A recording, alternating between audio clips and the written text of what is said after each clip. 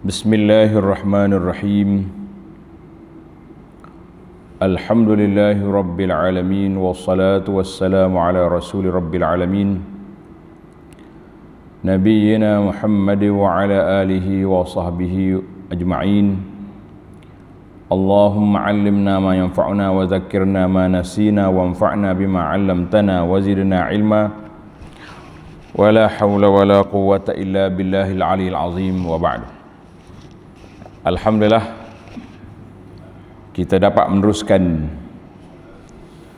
pengajian kita dalam tafsirul Quran juzuk yang ke-26. Juzuk yang ke-26 surah yang ke-50, iaitulah suratul Qaf. Suratul Qaf, kita sambung ayat 31. Alhamdulillah, muslimin dan muslimat, para jemaah sekalian, kullu am wa antum bi khair. Hari ini sudah hari yang ke-12 Zulhijjah. Dalam bahasa orang pergi haji, dia panggil Yaum An-Nafr Al-Awwal, hari nafar awal. Maknanya hari kumpulan yang pertama boleh menamatkan kerja haji mereka pada hari ini. Dia ada dua nafar, nafar awal, nafar sani. Nafar sani hari 13. Bermakna bagi orang yang belum selesai mengerjakan korban ataupun belum kesempatan dan dia ada kemampuan, maka kita syurkan supaya lakukan korban itu kerana masa masih ada. Alhamdulillah, peluang Allah Ta'ala beri untuk kita menambahkan ibadat kita kepada Allah Ta'ala banyak. Lorong-lorongnya begitu luas. Ada lorong yang tidak berbayar, ada lorong yang berbayar.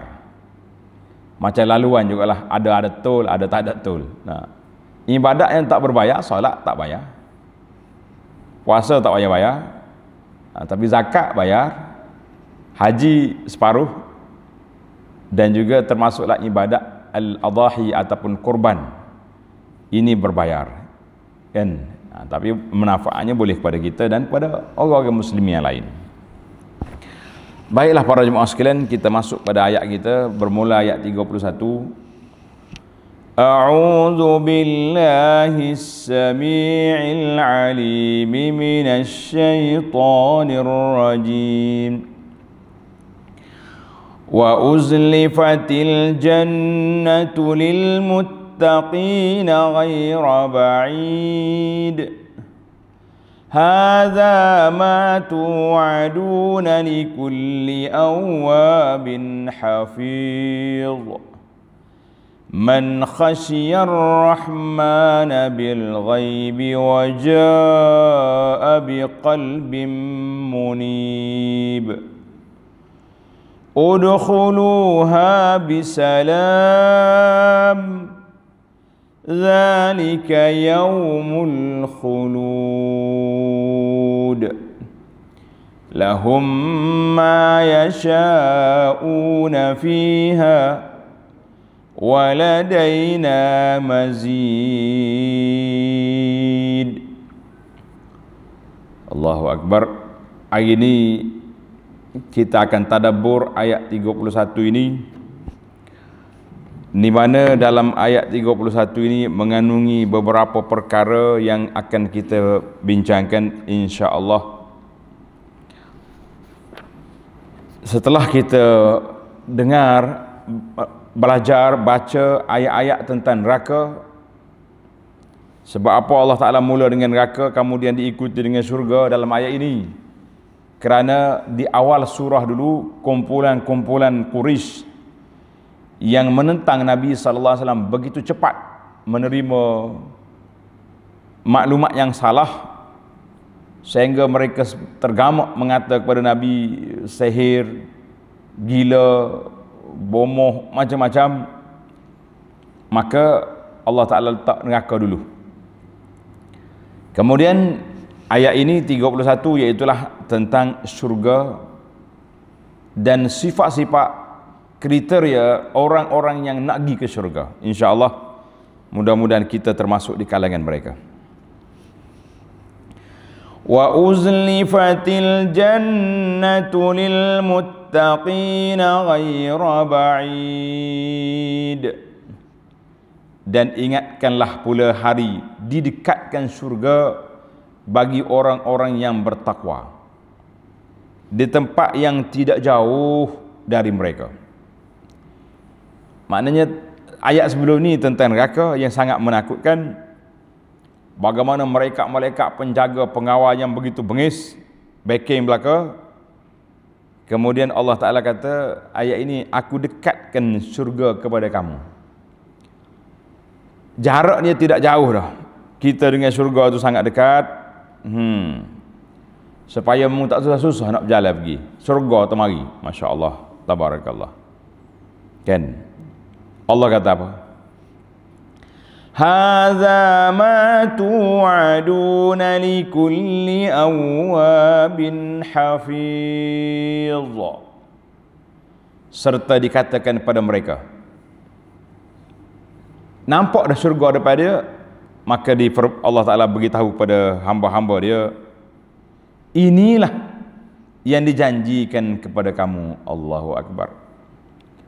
Kepada tiap-tiap hamba yang sentiasa kembali kepada Allah dengan mengerjakan ibadat, lagi yang sangat memelihara dengan sebaik-baiknya akan segala hukum dan peraturan Allah. Allah Ta'ala peringat kepada kita, oleh kerana mu jaga peraturan-peraturan aku ni, syurga yang aku janji nampak. Kumpulan ini nampak syurga semenjak bila? Semenjak nak mati lagi.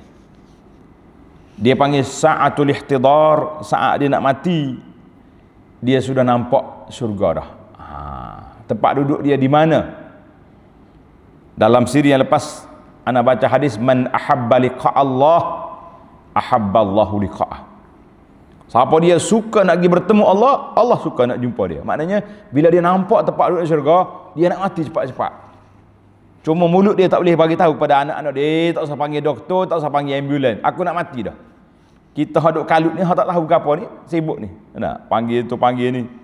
Sedangkan kawan tu dah senyum dah, dah nampak tempat duduk dia di syurga. Masya-Allah. Maka dikata inilah di tempat yang dijanjikan kepada kamu. Siapa dia? Kepada tiap-tiap hamba yang sentiasa kembali kepada Allah dengan mengerjakan ibadat, lagi yang sangat memelihara dengan sebaik-baiknya akan segala hukum dan peraturan Allah. Kata orang nak patuh SOP, semua pakai tuduh muka, pakai mask, pakai pelituk, dia panggil pelituk. Sebab apa? SOP. Tak kena SOP, 1K. Itu punca. Saya kata, hei para muslimah, siapa yang nak patuh SOP syariat, bukan 1000 neraka. Ni hak tak tutup aurat ni. Anak-anak orang Islam pun juga buat macam hatu pari ni, kenapa? Tak takutkah kita kepada Allah Azza wa Jalla? Kita lebih takut pada SOP dunia. Kadang-kadang suami pun sama, biar isteri tak tutup aurat, bawa bapak macam tu juga. Allahu Akbar. Dalam surah At-Tahrim yang lepas kita dah bincang tentang qu anfusakum wa ahlikum nara. Jaga dirimu, jaga keluarga kamu daripada api neraka. Jangan duk biar-biarkan. Buat macam mana ustaz, hari raya? Hari raya ke hari apa, malaikat tak pencen.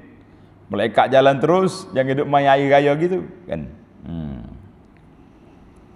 Siapakah orang itu? Dengar ni. Orang-orang yang takut, Allah kata apa?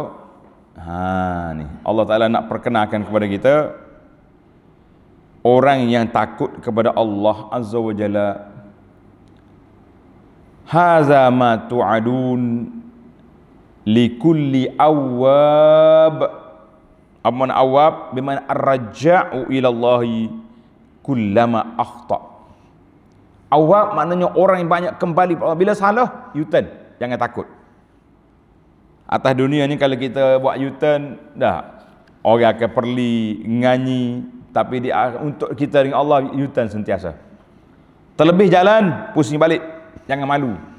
Ya Allah, aku tersalah, terperangkap dengan syaitan, terjebak dengan maksiat, astagfirullah. Atub ilaika ya Allah. Hari-hari, pagi, petang, siang, malam, Allah Ta'ala buka pintu taubat pada waktu malam untuk orang bersalah waktu siang.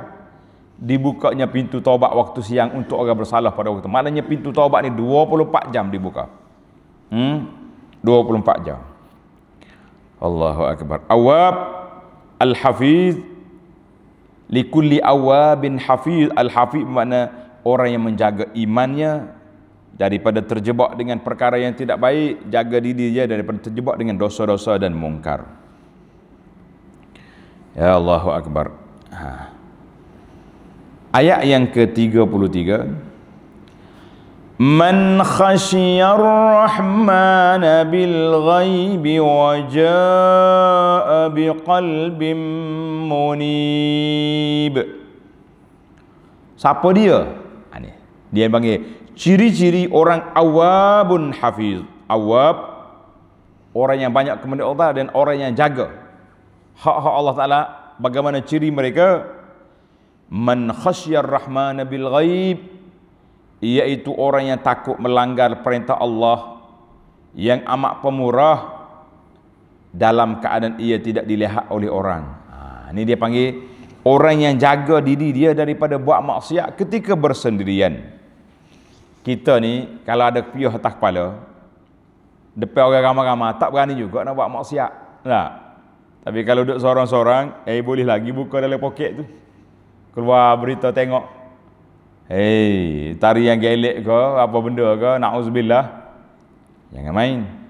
Naknya sifat khasyar rahmana bil ghaib, takut pada Allah Ta'ala dalam suasana dia tak tengok Allah.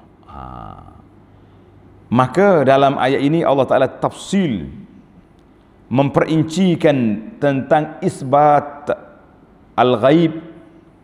Maknanya orang yang betul-betul mantap takut Allah Ta'ala ketika dia bersendirian, tak ada orang tengok, ini menambahkan keimanan kepada Allah Azza wa Jalla. Tengok dalam surah Taubah ayat kata apa? Fa'ammal ladzina amanu fazadathum imana. Orang yang beriman akan bertambah keimanan mereka kepada Allah. Jadi bila kita kata kita takut pada Allah Ta'ala secara gaib, ketika kita khulwah duduk seorang-seorang, tak ada orang tengok, itu tanda-tanda ciri orang yang bertakwa. Kita ni, yalah, kalau orang tengok lain sikit, ni orang tak tengok. Oleh kerana dia bertakwa, hati dia sedar, ingat molek, dia tahu. Kalau tak ada manusia tengok, Allah tengok. Kita letak situ, kalau inilah keimanan yang boleh dipasak dalam diri kita, dalam diri masyarakat, banyak agensi kerajaan boleh dikurangkan. Di antara agensinya, ni penguat kuasa agama tak payah ada. Orang takut Tuhan, buat apa nak pergi tanya khabar? Apa ni, SPRM boleh dikurangkan atau ditamatkan. Mana ada orang ambil rasuah, dia takut Tuhan. Tapi kalau ada hak ni, ada Quran depan pun, Quran ada dalam poket, dalam telefon, tapi rasuah agama juga. Sebab api, lampu, signal keimanan tu malap, yang menyebabkan tidak takut dia pada Allah Ta'ala dalam keadaan gaib bila orang tak tengok. Dia lebih takut pada CCTV, lebih takut kepada penguat kuasa daripada takut pada Allah Azza wa Jalla. Ini kan kita naknya, bila kita mantapkan keimanan kita kepada al-imanu bil ghaib, insya-Allah kita tak akan buat maksiat. Itu ciri-ciri awab hafiz. Kemudian ciri yang seterusnya, wajaa biqalbin munib, dan serta ia datang kepada Tuhannya dengan hati yang tunduk taat. Allahu Akbar. Dia mari pada Allah Ta'ala at-taubatu al-inabah, at-taubatu wal-iqbal ala Allah, iaitulah orang yang senantiasa bertaubat dan menghadapkan diri dia kepada Allah Azza wa Jalla. Allahu Akbar. Kata Nabi SAW, istaqimu walan tuhsu. Kalau kita selalu istiqamah. Dalam hadis lain kata, saddidu wa qaribu waghdu wa ruhu. Maknanya Allah Ta'ala, Nabi kita ajar pada saddidu wa qaribu, betulkan jalan kamu. dekatkan kepada kebenaran. Paginya, petangnya, malamnya, wal qasda tablughu, maknanya kita ni mestilah sikap bersederhana dalam semua perkara. I'tidal dia panggil, i'tidal. Jangan duduk kona kau tu, jangan duduk kona kau ni. Kita duduk jalan tengah. Insya-Allah orang duduk di lorong yang tengah dia panggil wasat. Kita tidak akan menyesal di dunia dan juga tidak menyesal di akhirat. Ini kalau kita melampau alik ni pula, akhir sekali bila apa-apa jadi, malu nak tarik balik susah. Maka Allah Taala ajar kepada kita, waja'a biqalbin munib, kita datang bertemu Allah Taala dengan hati yang sejahtera. Allahu akbar, hati yang sentiasa tunduk kepada Allah Azza wa Jalla, ataupun dalam ayat doa Nabi Ibrahim, waja'a biqalbin salim, hati yang sejahtera. Allah. Bila kita ada beberapa sifat ini, apa kita dapat? Tanda. Udkhuluha bisalam, dzalika yaumul khulud. Mereka dipersilakan oleh malaikat dengan berkata, bila ini sifat dia, malaikat bersambut, udkhuluha bisalam, masuklah kamu ke dalam syurga dengan selamat sejahtera. Hari ini ialah hari bermulanya kehidupan yang kekal. Allahu akbar. Tanda tuan-tuan, para pelajar, para jemaah sekalian, daripada ayat 31 sehingga ayat 34 dan 35 ni, 35, lahum ma yasha'una fiha waladaina mazid. Allah. Mereka beroleh apa yang mereka kehendaki di situ, di surga. Allah kata apa? Dan di sisi kami ada lagi tambahan limpah kurnia yang tidak terlintas di hati mereka. Masya Allah, tabarakallah. Waladaina mazid, aku ada lagi tambahan-tambahan yang tak pernah kamu fikir. Kan surga ni Allah sebut dalam hadis kursi, ma la ain ra'at wala uzunun sami'at wala khatara ala qalbi bashar. Tak pernah mata tengok, tak pernah telinga dengar, tak pernah dikhayal oleh hati. Itu syurga. Kalau hak boleh khayal tu bukan syurga. Tak usah duduk mikir. Sama juga kita bila kita baca ayat-ayat sifat Allah, jangan duduk mikir dengan otak kita lagu mana. Yang kita mikirnya kita beriman kepada Allah Azza wa Jalla. Maka dalam ayat ini 31 hingga 35 tanda ini dia panggil ilmu tadabbur, ada tanasuk ajibun, susunan yang cukup pelik, iaitulah ada 8 perkara yang Allah susun di sini. Tanda semula. Tengok balik kepada ayat 31. Yang pertama Allah kata wa uzlifatil jannatu lil muttaqina ghaira ba'id. Didekatkan syurga. Jadi ini adalah kemuliaan yang pertama. Allah Taala dekat kita dengan syurga. Tak tahu syurga awak mari ni ke ataupun cepat kita pergi tiba-tiba duduk dekat dia, itu satu yang pertama, kemuliaan yang pertama. Kemudian Allah beritahu, haza ma tu'adun, hamba aku, inilah nikmat yang aku janji dulu, jangan lupa. Ni bukan hak baru ni, hak kita janji dah. Kena bagi tahu. Kita ni kadang-kadang kalau kita janji dengan orang apa-apa, bila kita beri, kena bisik dengan dia. Hak ni hak wayak dulu ni. Ni hak janji dulu ni. Kalau tidak dia apa terlupa, kita pun tak ingat. Kan kena bagi tahu. Anda ingat isu bagi tahu ni, riwayatlah sanak daripada sahabat kita ni, dia kata Allah irham tuan guru Ni'amul Aziz rahimahullah taala, dia kata bila orang angkat dia ikan hak mahal ni, ikan keloh ke apa, hak mahal ni, maka mahal lah, banyak puluh ringgit sekilo. Bila orang bagi tahu dia ikan ni ada kata dia tak nak makan, dia kata mahal. Cuma kaedah dia kata kalau benda hak sedap-sedap tu kena bagi tahu. Sebab apa kena bagi tahu? Baru kita menghayati. Jadi dalam ayat ini kita tadabbur ayat ini, Allah kata hadza ma tu'adun. Ni aku janjimu dulu. Jangan lupa. Yang ketiga, Allah Ta'ala sebut yang ketiga di antara kelimpah kurnia Allah Ta'ala dan keberkatannya, amalan-amalan kamu. Allah kata apa? Likulli awabin hafiz. Hak aku janji itu bagi orang yang bertaubat, bagi orang yang jaga diri, bukan ahli maksiat. 3. Kemuliaan yang keempat, Allah Ta'ala firman kepada mereka ataupun malaikat yang beritahu, udkhuluha.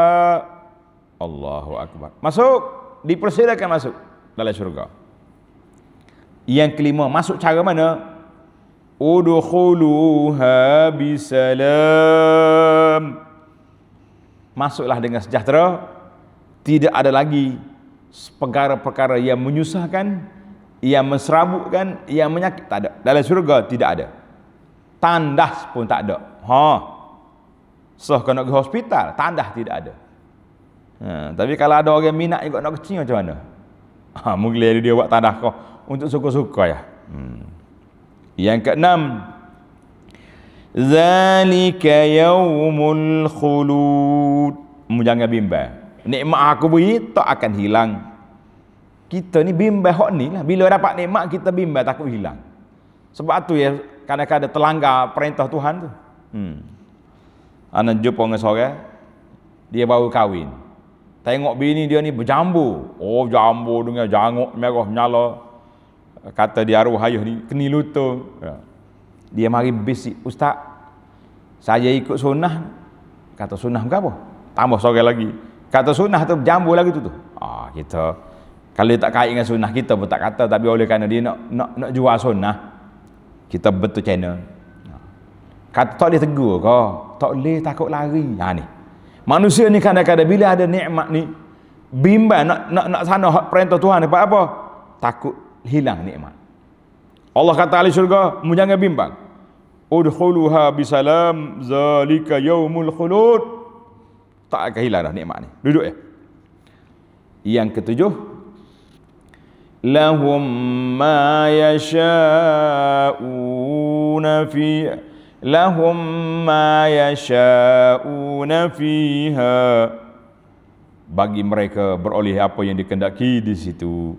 Mu nak gapo? Segala rezeki, segala yang kamu kaya-kaya hari ni ada belakang sini, jangan bimbang. Yang ke-8, waladaina mazid.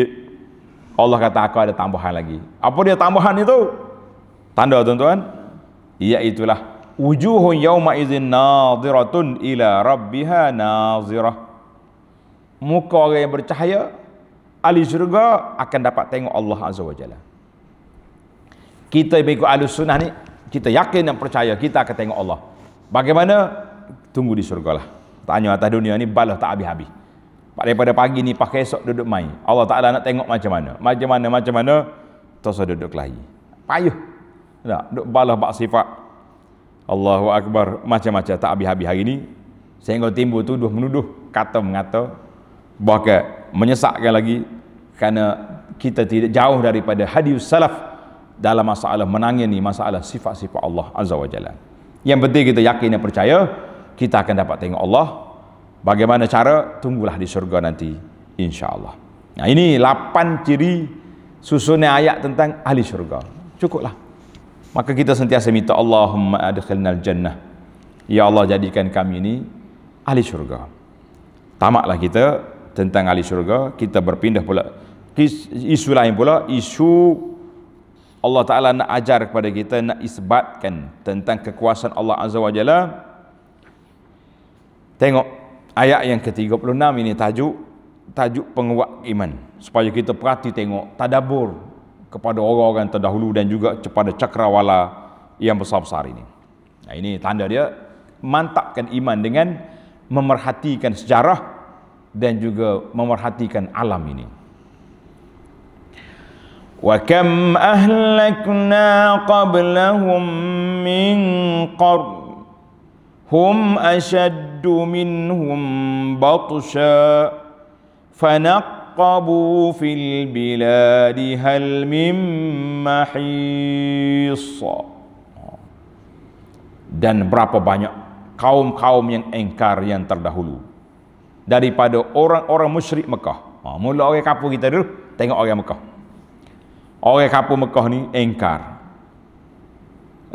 Kami telah binasa. Kamu tengok tak orang-orang dulu sudah dibinasakan. Tengok nota di bawah. ayat 167 tu.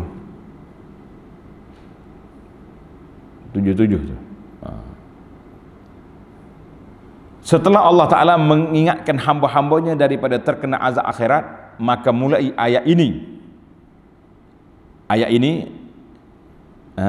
diperingatkan mereka supaya tidak ditimpa azab dunia, mubingat molek.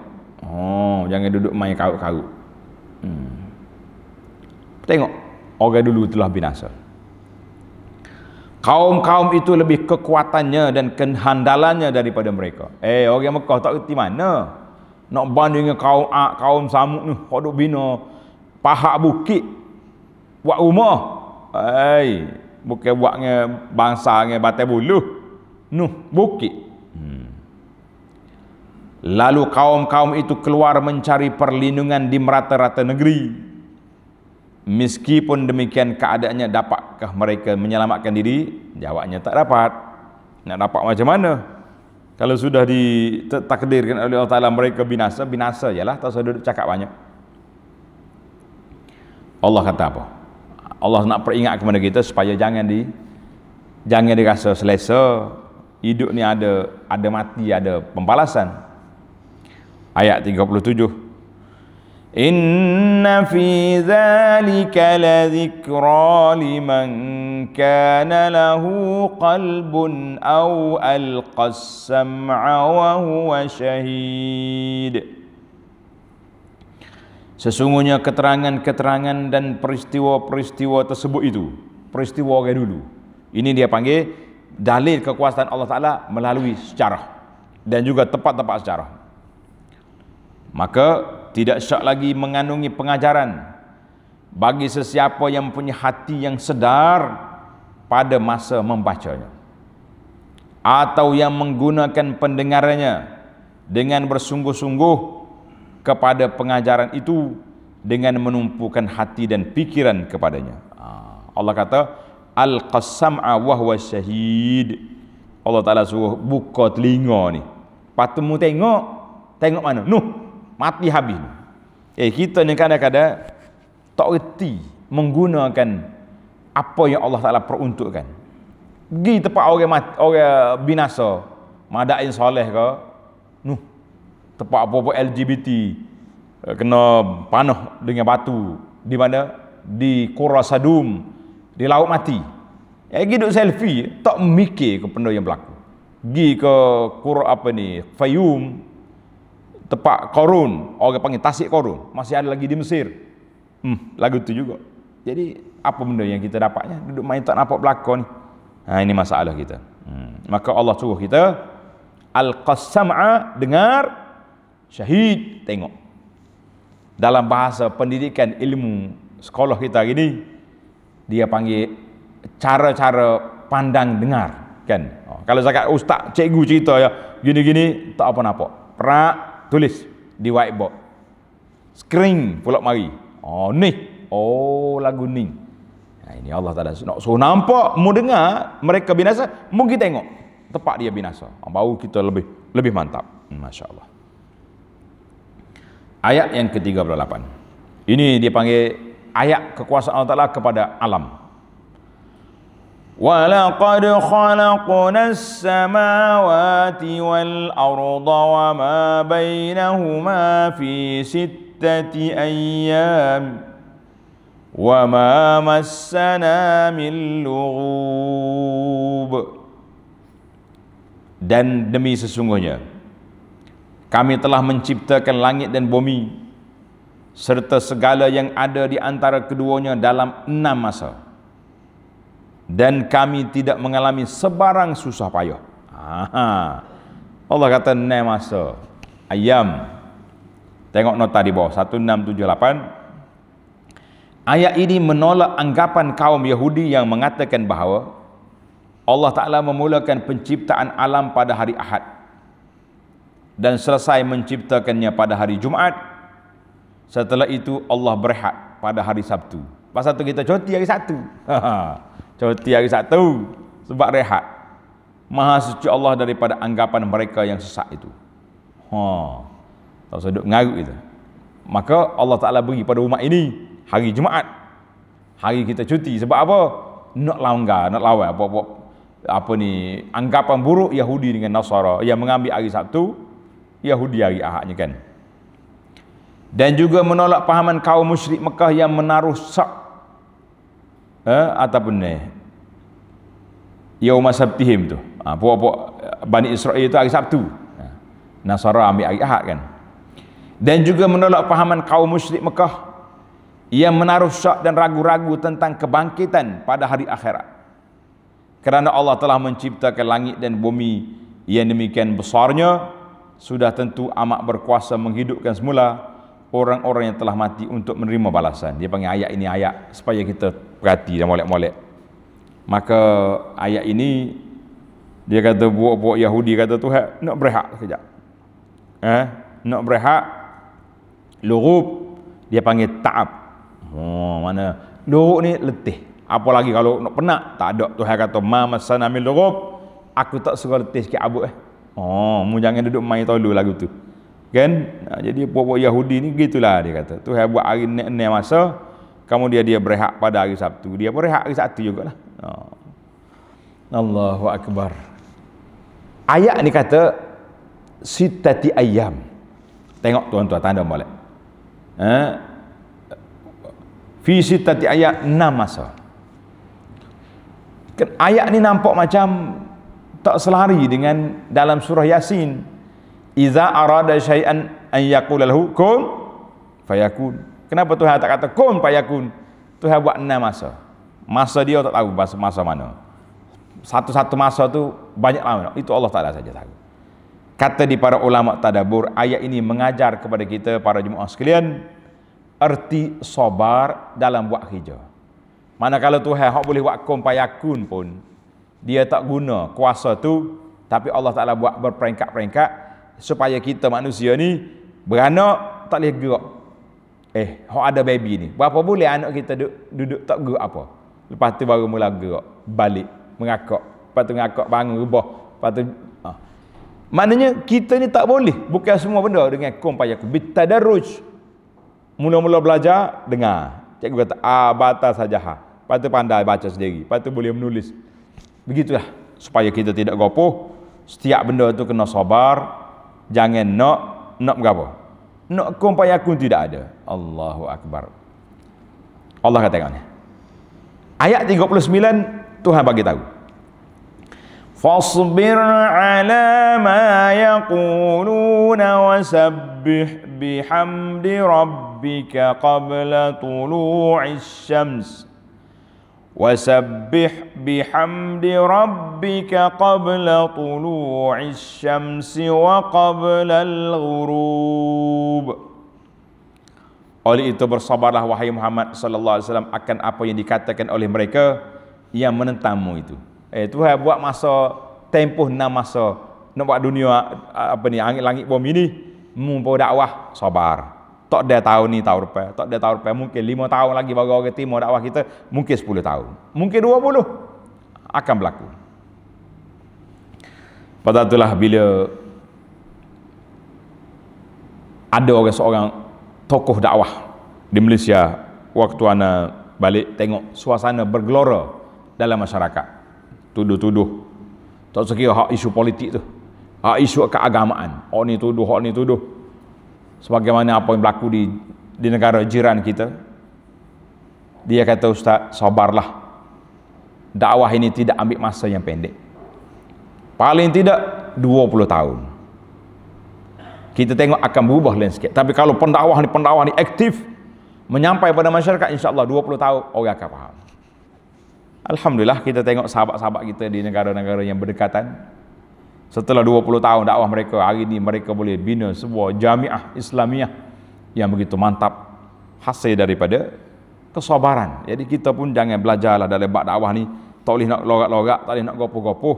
Kita terpaksa kena ambil masa yang begitu panjang untuk umat ini. Jangan bandingkan panjang Nabi Nuh. 900 tahun mana ada umur umat 900.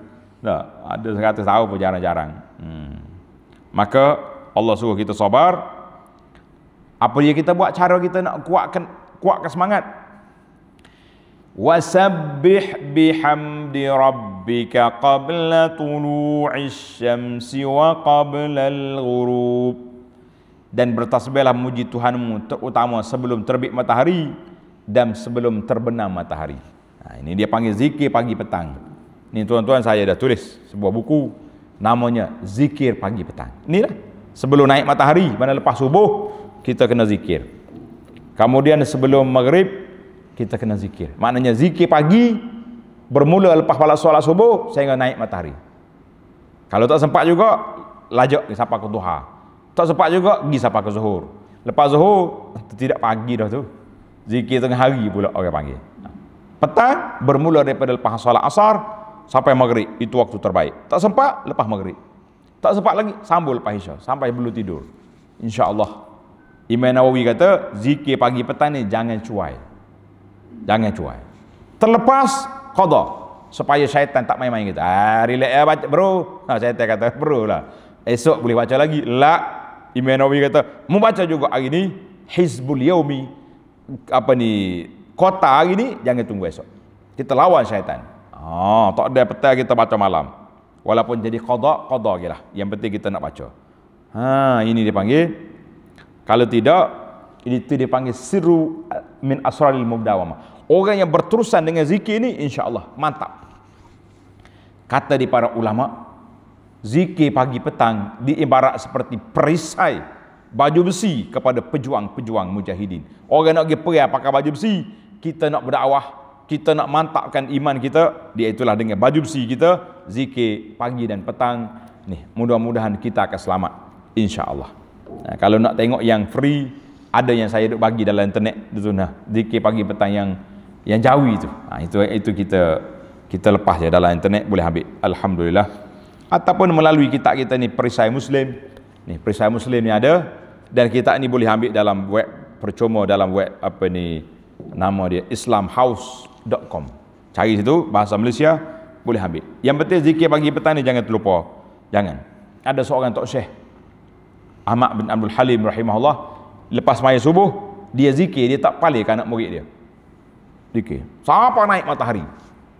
Naik matahari baru dia palih tengok, oh ramai kamu. Murid kata tak tunggu syekh nak belajar. Dia kata kalau aku tak berzikir, tumpul pengajaran aku hari ni tumpul sebab hati tu tidak digilap dulu, tidak di apa ni talmi', orang panggil talmi' mana tidak disinarkan hati tu dengan zikir. Mulut orang keluar sini pun cakap kau sih. Ni kita. Allah, itu kriteria para pendakwah. Jangan dia ajar orang suruh berzikir saja, dia tu kena berzikir dulu pada orang. Masya-Allah, tabarakallah. Jadi ini zikir tak tanda. Ayat 39 dalil zikir pagi dengan petang. Kita pergi kepada ayat seterusnya. Ayat yang ke-40. Wa minal laili fasabbih wa adbaras sujud. Serta bertasbihlah kepadanya pada malam hari dan sesudah mengerjakan solat. Kita ni setiap kita kena bertasbih bila wa minal laili fasabbih. Malam, kata di ulama, ini untuk solat maghrib dengan isya. Ayat ini ayat yang telah menjamakkan 5 waktu solat itu tanda tuan-tuan. Iaitulah ayat surah Ar-Rum ayat 17 dan 18. Fa subhanallahi hina tumsuna wa hina tusbihun wa lahul hamdu fis samawati wal ardi wa 'ashiyyan wa hina tuzhirun. Ayat Rum 17 18 ini ayat 5 waktu solat. Yang pentingnya setiap kali solat Allah kata apa? Wa adbaras sujud. Ada kata adbarus sujud ini iaitulah solat witir. Sebagaimana kata Ibnu Abbas, ada yang mengatakan fi surat At-Tur adbaran nujum, iaitulah ketika hilangnya bintang-bintang, iaitulah solat fajar. Wa adbaras sujud, iaitulah apa ni, setiap kali lepas solat jangan lupa sebelum solat, sebelum salam kita ada zikir. Ni dalam risalah saya bagi ni, zikir-zikir belum salam paling tidak kita kena baca 4 perkara yang kita minta perlindungan Allah Taala. Allahumma inni a'udzubika min azabil qabri wa min azabi jahannam wa min fitnatil mahya wal mamat wa min fitnatil masiihid dajjal. Kena baca. Kemudian lepas salam kita baca zikir kita ni, zikir selepas solat. Alhamdulillah ada 10 bacaan yang nak ambil daripada yang warid daripada sunnah Nabi sallallahu alaihi wasallam ataupun daripada bacaan para sahabat radhiyallahu anhum menarik. Dalam kitab ni kita jamak dua. Tengok ni. Zikir pagi petang dan zikir lepas solat. Tujuan saya kumpulkan zikir-zikir ni supaya para jemaah ada garis panduannya. Kalau tidak kita duk baca zikir hak tidak warid daripada Nabi. Hak sahih tu tak sahih ni kita tidaklah menyalahkan, tapi kita nak ambil yang terbaik. Di saat masa kita terhad, kalau kita tak baca yang terbaik, kita akan tinggal, tak baca dah. Pasal itulah imam yang baca awal-awal tu alhamdulillahilladzi lam yattaqi akhir kali al-Fatihah tak baca dah. 8 lagi zikir yang maksur ditinggalkan begitu saja setiap kali lepas solat. Allahu akbar. Mari kita zikir pada pagi dan petang insya-Allah. Dan juga ada ulama mengatakan wa adbar sujud ini dakwah ataupun seruan supaya kita melakukan solat sunat setiap kali lepas solat yang dipanggil sunat ba'diyah. Yang betul lengkaplah dengan zikirnya, dengan ba'diyahnya kena buat belaka.